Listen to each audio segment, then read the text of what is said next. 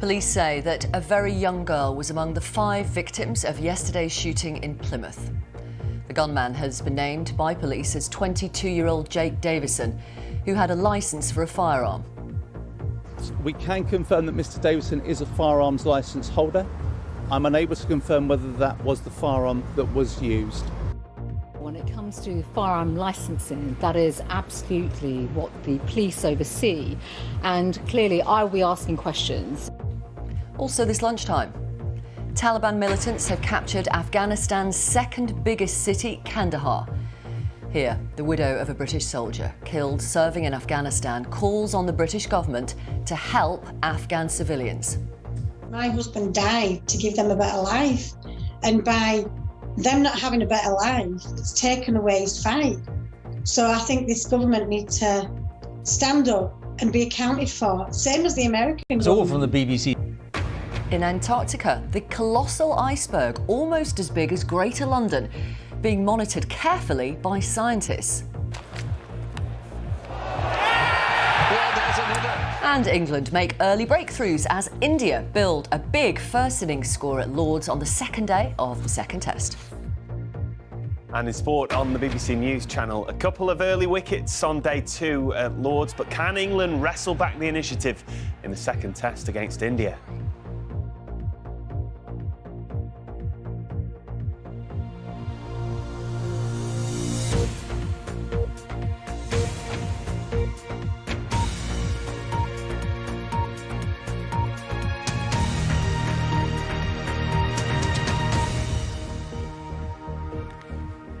Good afternoon and welcome to the BBC News at 1.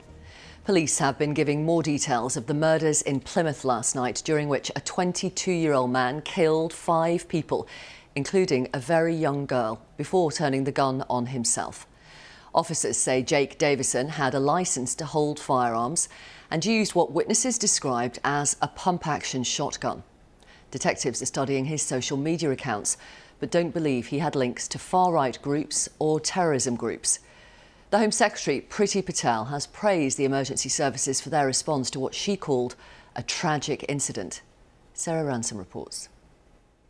A very good morning, ladies and gentlemen. A short while ago, Devon and Cornwall Police gave more details of the mass shooting that's shaken this quiet residential area of Plymouth to its core.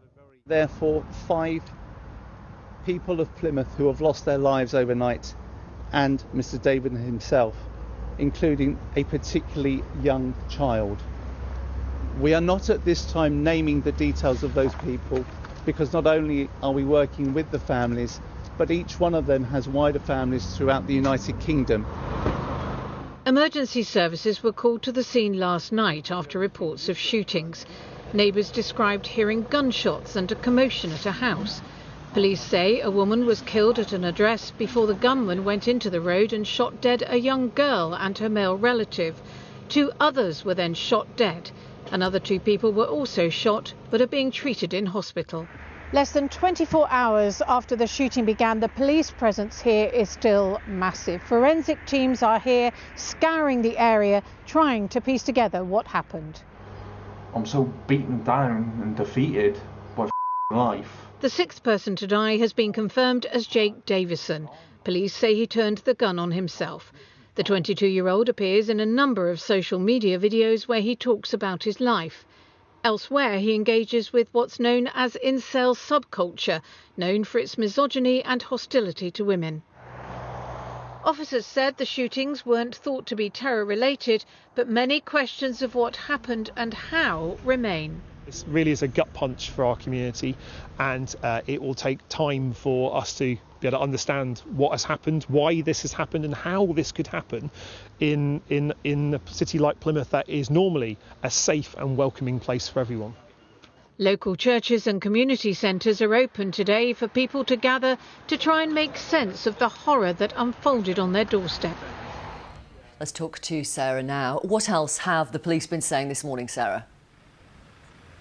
Well, they gave a press conference earlier this morning at which they confirmed, as you were hearing there, the name and age of the gunman. They also told us, of course, about a little bit more about the victims that died. But details are still very sketchy on that because, as you were hearing there, they want to contact members of the family and wider family throughout the UK before they release those sorts of details. But, Victoria, I have to say, make no mistake, the shockwaves of what happened here last night have rippled through this community. This is a very tight-knit community in the shadow of Devonport Dockyard. Flowers are starting to be laid here. People, when I speak to them, are stunned at what happened. They can't quite believe that this tragic event happened here in Devon. This sort of thing doesn't happen here, were quotes time and time again that people were saying to me. So as this community tries to get a handle on what happened, you won't be surprised necessarily to hear that a number of fundraising groups have been set up to try and help families who are themselves trying to get to grips with what's happened and deal with it. But the scars of what happened last night here in the quiet streets of Plymouth, they're going to take a long time to heal. Sarah Ransom reporting. Taliban fighters in Afghanistan have seized the country's second biggest city, Kandahar. Its capture represents a major blow to the Afghan government a day after the militants overran Herat and several other provincial capitals, including Lashkargah in Helmand province. The Taliban's rapid advance has provoked widespread criticism of the decision to withdraw Western troops so quickly, with one former defence chief telling the BBC he feels ashamed. The widow of a British soldier who died in the conflict says she fears the achievements of UK forces will now be reversed. Here's our diplomatic correspondent, Paul Adams. The war is closing in on Kabul. This is Logar province, a little way to the south. This morning, an ambushed army convoy. Pictures filmed by Taliban fighters, which they say show captured government troops. The Taliban anxious to show themselves as unstoppable. And who's to say they're not? Two of the country's biggest cities, Herat and Kandahar, have fallen in the past 24 hours. The government seemingly incapable of stemming the tide. Kabul is now swamped with displaced people. There's no shelter. They're living out in the open. And the question in the capital, how soon before the Taliban come here? American officials say the government could fall in as little as 30 days. The Western withdrawal is almost over. After weeks of scenes like this, thousands of British and American troops are being sent in to finish the job, leaving Afghanistan to fend for itself. It is a country led by warlords and led by different provinces and tribes, and you end up, if you're not very careful, in a civil war. And I think we're heading towards a civil war, initially shown by a Taliban with momentum. More than 450 British soldiers died in Afghanistan. Each loss, with those of their comrades in Iraq, commemorated in the Wiltshire town of Wootton Bassett. Was their sacrifice worth it?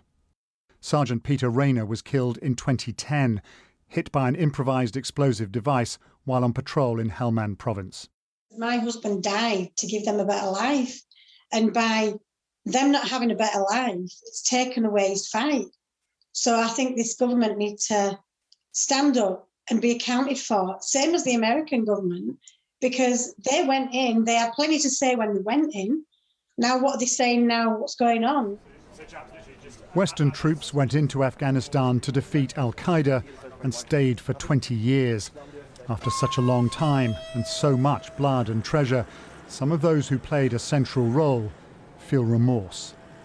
I had hoped that we would hear from the government an explanation for why we're in this position, and then an explanation of how they're going to avert this disaster. All we've heard is an admission of failure and a desire to pull people out. That seems to me, I'm almost ashamed that we're in this position.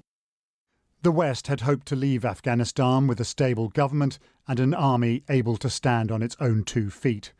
With the end now in sight, what will this long war's legacy really be? Paul Adams, BBC News. Let's talk live to our correspondent Yogita Lemay, who is in Kabul. Are people there bracing themselves for the Taliban to capture the capital? The Taliban continue to make rapid advances in this country. Now they've taken a province which is very close to the city of Kabul. And there are real fears about the future of the capital of Afghanistan. Everything has changed here just in the span of a week, and it's taken people by disbelief. The second largest city, Kandahar, now controlled by the Taliban. It is a traditional stronghold of the group, so for them it's a major victory. Herat in the west, close to the border with Iran, an important trading center, that too now controlled by the Taliban. These are major losses for the Afghan government. It leaves them in a very vulnerable position. And people here are really waiting to hear from the leadership of this country, from the president of the country, about how things are going to unfold in the days to come. Let's talk to our defence correspondent Jonathan Beale, who is here. So having withdrawn troops, actually hundreds of US and British troops are going back in to get the nationals out. Yeah, this is essentially the end game. So there are going to be more than 3,000 US Marines and troops going in to evacuate some of their embassy staff and also American citizens. Britain's doing the same, 600 troops Britain's sending. This is a temporary surge to extract those nationals for their own countries and to reduce the embassy presence, essentially. It gives you a sign that they're worried about the security situation. Ben Wallace says that this is normal, this was planned, but people in Afghanistan, people in the government, the army will see this more as evidence of a sense of abandonment, of being left behind and the West rushing to the exit.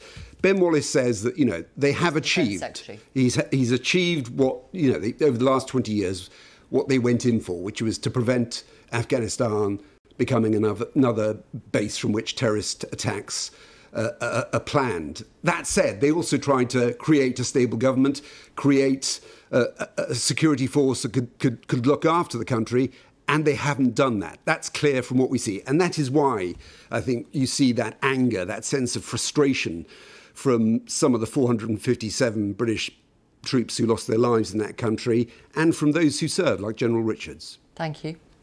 Nick Eardley is our political correspondent at Westminster. So far, the Prime Minister hasn't said anything about this deteriorating situation. What has the Defence Secretary said? Give us more detail. Well, the picture painted by the government here is a pretty bleak one. As you heard, Ben Wallace warning that Afghanistan might fall into civil war. And ministers think the repercussions of that could be significant, not just a rise in poverty in the country, but potentially the re-emergence of Al-Qaeda in Afghanistan. And remember that back in 2001, the removal of Al-Qaeda from Afghanistan was one of the key reasons given to justify the invasion.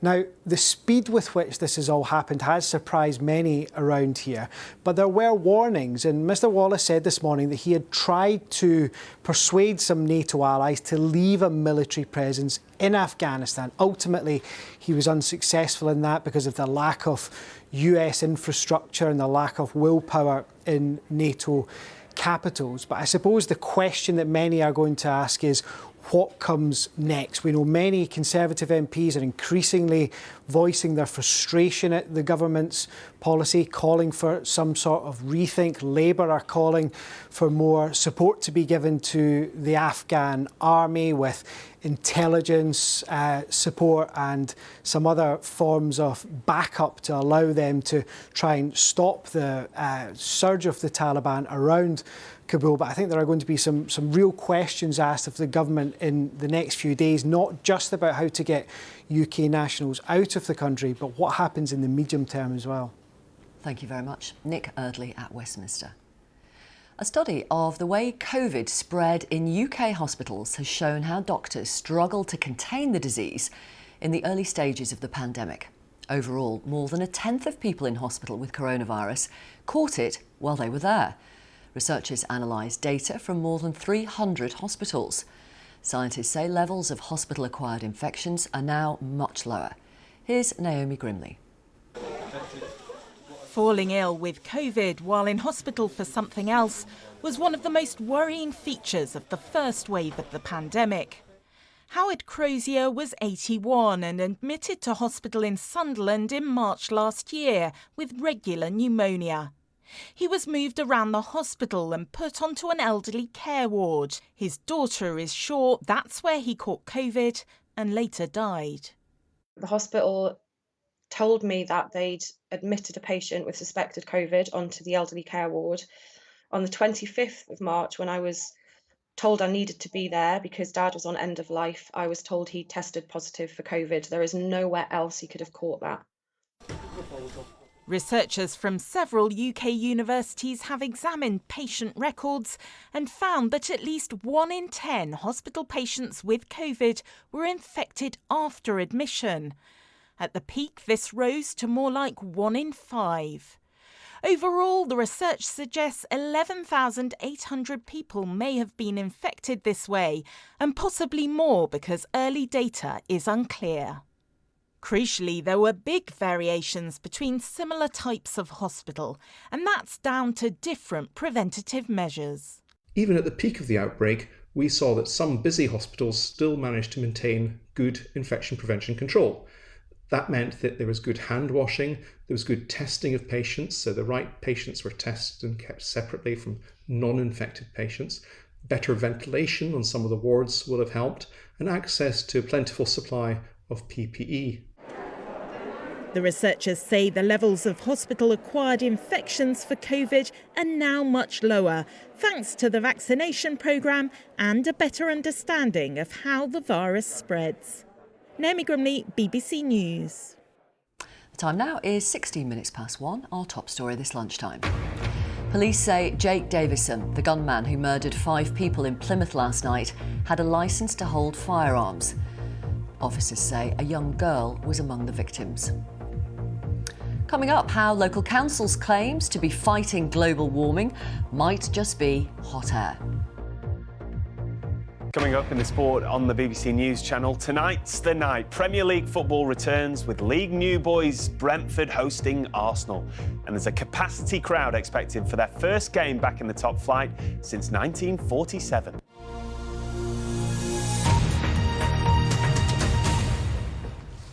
Much of the Mediterranean is sweltering under some of the hottest temperatures ever recorded in Europe, with Sicily this week reaching nearly 49 degrees Celsius.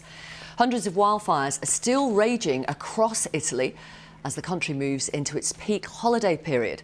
As our correspondent Mark Lowen reports, the hot weather has been caused by an anticyclone moving up from Africa.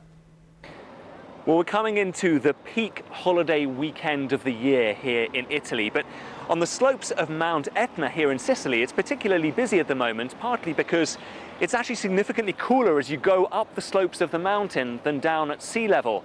Sicily and much of Italy have been sweltering over the past week, with Sicily recording a temperature this week of 48.8 degrees, believed to be the highest temperature ever recorded in Europe.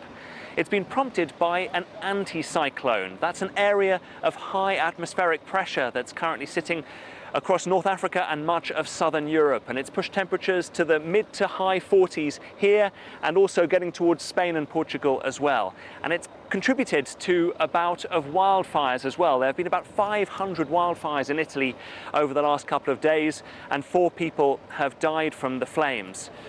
Now, the only solution for those going up the mountains for the moment are bottles of water, Italian ice cream, and to get to the top, where it is significantly cooler. The United States is facing some of the worst forest fires in its history, with some of the blazes visible from space. But the haze of smoke hanging over parts of the country mean it's hard to spot exactly where the fires are burning on the ground. Now, aerial teams are using infrared technology, which allows them to pinpoint where forests have caught alight and then pass the information to firefighters. James Clayton has joined one team flying over Washington state. This is the Dixie Fire in Northern California. It's been blazing since the middle of July and has continued to grow. It's now the second largest wildfire in state history. It's already consumed an entire town, yet it's just one of the many fires Americans have faced this year. The weather outlook is bad too, with drought and heat waves across many western states. Some experts worry that this could go on for months. This aerial scanning team has been making intense nighttime reconnaissance trips over forest fires for 2 months now.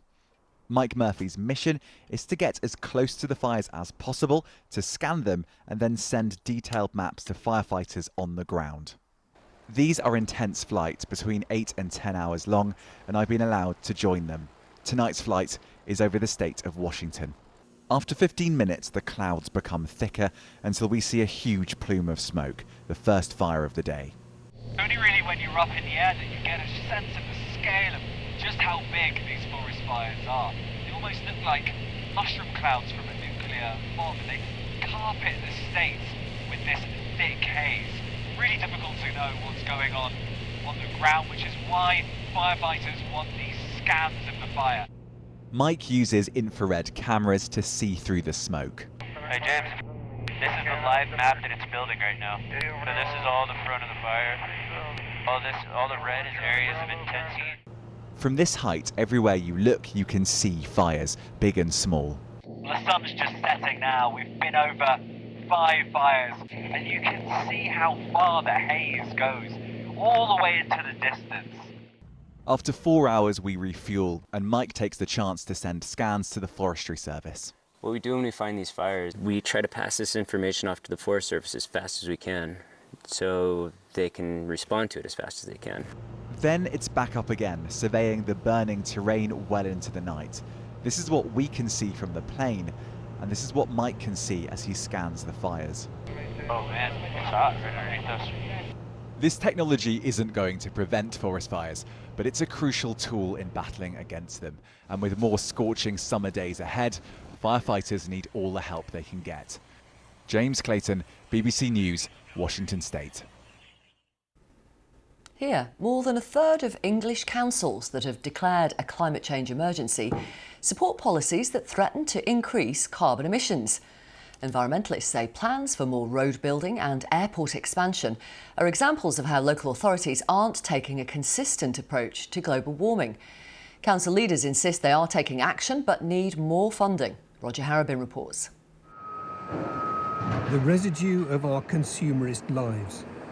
Truckload after truckload of stuff we wanted once but want no more. Our waste generates lots of planet-heating greenhouse gases, but in Leeds they're turning it into something useful: heat. Burning waste is controversial, but this giant plant with its searing temperatures generates electricity and provides hot water to warm people's homes through a network of pipes. So we will extract over 100,000 megawatt hours of electricity a year and export that to the local area network. Over 25,000 megawatt hours of heat energy, which feeds over 2,000 homes and tens of businesses. Even the lorries that collect the waste are going electric. Leeds has a reputation as one of the UK's greenest cities. But what about this? Green Leeds wants to expand its airport, even though flying damages the climate. It's extremely difficult to get that balance right, and there are always going to be competing factors. If we don't expand, the fear is that somebody else will, and that economic growth will go elsewhere. Similar economic arguments are made about roads. Councils backing road schemes include those in Wiltshire, in Shropshire, and also in London, even though councillors declared a climate emergency. We really need to see changes in government policy and government planning policy so that it's actually a legal obligation for every development to be in line with the climate change targets. In Leeds, the airport expansion is widely opposed. I don't like it in a certain way because it means that more planes have got to come in, you know, and it's making more pollution. It's really important. It's the future of everything, isn't it? If we're not green, if we're not sustainable, then everything's going to fall apart, I guess, in the future. I mean, there's so much fuel used with the aeroplanes, there's so many resources required for an airport, for everybody to fly around. It has to be as green as possible. I don't really think about it that much, but yeah, my grandma goes on about it a lot. What kind of world will we live in 20 years' time? All these things are happening already. What kind of world will it be left for our children and our grandchildren? Politicians on the doorstep and round the world are making decisions that will help to determine their future. Roger Harrabin, BBC News. Britney Spears' dad has agreed to step down as the singer's conservator, which gave him control over her estate. Jamie Spears took charge of his daughter's affairs back in 2008, following concerns about her mental health. He's now promised an orderly transition to a new legal arrangement, but hasn't indicated when he will relinquish the role. The singer's lawyer called it another step towards justice. Here, a 14-year-old boy has been charged with the murder of a man in Chingford in Essex. James Markham, who was 45, was stabbed outside his home on Monday evening after police say he confronted a group of youths who were causing a disturbance. 2 other teenagers are being questioned. A man who tricked an elderly woman out of £140 by pretending to give her a coronavirus vaccine has been sentenced to 3.5 years in prison. David Chambers, who was 33 and from southwest London, posed as an NHS employee when he knocked on 93-year-old Kathleen Martin's door in Surbiton back in December. The judge called his actions despicable. Researchers say they have new insights into how the body's metabolism changes throughout life. The scientists studied more than 6,000 people aged between 8 days old and 95. They say babies burn calories the fastest, the rate slows until the age of 20 and then remains steady for the next 40 years. This suggests that weight gain in middle age has more to do with the amount of calories we eat than how quickly they are burned. British climate scientists working in Antarctica are carefully monitoring a colossal iceberg floating near their base. It's almost as big as Greater London and has just brushed past the ice shelf where the researchers carry out their work. The uncertainty around the way the ice is drifting means the Halley research station has been mothballed, as Jonathan Amos explains. It was the briefest and gentlest of icy kisses. The colossal iceberg, A74, weighing billions of tons, scrapes past a region of the Antarctic known as the Brunt Ice Shelf. It was the moment the British Antarctic Survey had been anticipating for months.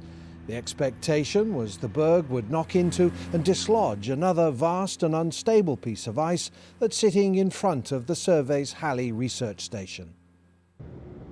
The fact that nothing was dislodged this time will be a frustration for the British Antarctic Survey. Until the unstable ice in front of Halley comes away, the base must close every winter on safety grounds. And this impacts the world-leading science that can be done at this important location. It's at Halley, for example, that they discovered and continue to monitor the hole in the ozone layer. Icebergs the size of A74 are impressive, but they're not necessarily an indicator of climate change. The Antarctic balances the amount of snow falling on the interior of the continent by routinely discharging blocks of ice at its margins.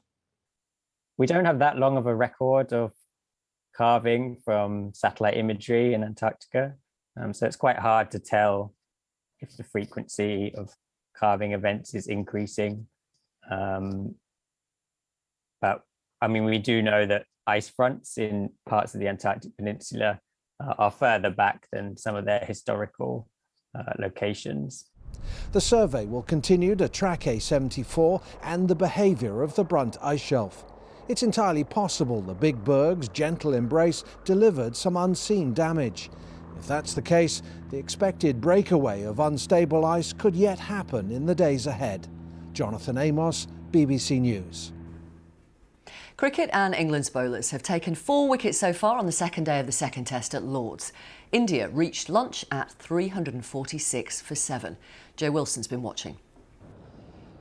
Lord's on Friday was about a man, or rather a cause. Andrew Strauss wore red for his late wife Ruth and her foundation, which supports in particular bereaved families. And the 2 teams and the ground and the Strauss boys joined in. Opening batsman, that was Dad's job. KL Rahul's too. He batted all of Thursday, 1 minute of Friday.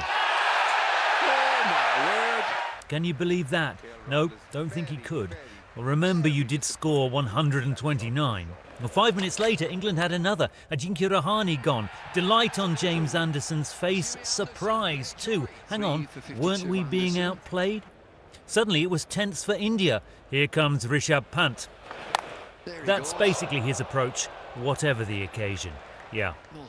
Now, just a faint touch from Pant's bat meant he was out for 37. And measure England's reaction. Relief. A lot. Yeah, I think England will be pretty pleased with that morning, but India's still in a strong position with the score at 346 for 7, especially because they have Ravi Jadeja at the crease, and when he scores, he tends to score quickly. Now, my view here encompasses a lot of spectators wearing red shirts, and there's a great deal of admiration around the ground for the work that Andrew Strauss is doing now. But there might be a few England fans just tempted to try and lure him out of retirement, because at some point England today will have to bat, and their batting has looked a little shaky so far this summer, to say the least. Now, it is unique being at a lunch interval here at Lord's. For example, here at the boundary edge, I have just found a stray champagne cork Victoria. I'll return that and try and find a cup of tea. Back to you. I don't believe you. Thank you very much, Joe. Right, let's bring you a look at the weather now. Here's Thomas.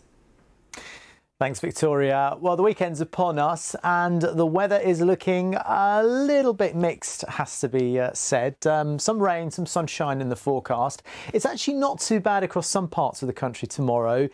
Tomorrow for these areas, it might actually go downhill. Now, there is a lot of cloud across parts of the UK right now. There's a weather front heading towards us. It's just off the screen there. It's out across the Atlantic. But this is where the best of the weather is. Northern parts of Wales, the Midlands, northern England, just scattered summertime clouds. Really a nice day. Showers in Scotland will continue all through the afternoon, especially in the northwest of Scotland. Then the clouds in the south, both today and tonight, will sort of vary ahead of this next weather system. It's a low pressure. And this is, by the way, the edge of our forecast area. If you're sometimes wondering about that line, that's sort of the sort of high-res data, and that's sort of what's going on out there in the Atlantic. So anyway, so this is what we've got tomorrow morning. The low pressure approaches. Clearly it's raining in Northern Ireland, and this weather front's going to stop somewhere around here. So that means that tomorrow for Glasgow and Edinburgh is not looking bad at all. The Irish Sea is looking fairly cloudy with outbreaks of rain, you can see near Liverpool. Some of that rain will also affect western areas, but notice that the south coast there, at least looking out across the channel, should be pretty good. So you can see it's quite at least on the weather front, a messy picture. All sorts of areas of weather happening tomorrow. So it really depends where you are. For some of us, it's going to be a great day. For others, it's going to be a grey and drizzly day. Now, on Sunday, the low pressure is a very slow moving one, and we don't necessarily always like that, because that means the cloud and the murk that sometimes these low pressures bring kind of hangs around for a little while. So I think on Sunday, the weather front will drift a little bit further north. So I think some outbreaks of rain here, whereas the south may just about brighten up. So the southeast and the south will have its best day on Sunday, whereas I think the north of the country actually probably has the best of the weather right now. Temperatures will be around 17 to 22 degrees, I think, all through the weekend. Now, here's Monday's story. I think the main message is the wind direction. It's coming in from the north, so that means it's going to keep things relatively cool for us. A fair bit of cloud as well. And the temperatures in the far north of the country, I dare say, even feeling a little autumnal with our friends in Lowick, around 13 or 14 degrees Celsius. And then the week ahead next week, not real no big changes, I think, on the way. But whatever weather you have, enjoy the weekend. Thank you. Now, a reminder of our top story this lunchtime. Police say Jake Davison, the gunman who murdered 5 people in Plymouth last night, had a licence to hold firearms. A 3-year-old girl and a man in his 40s were among the victims, as well as a man and a woman in their 50s and a woman in her 60s who died of her injuries in hospital. That's all from the BBC News at 1. On BBC One now, we're going to join the BBC's news teams where you are. Have a lovely afternoon.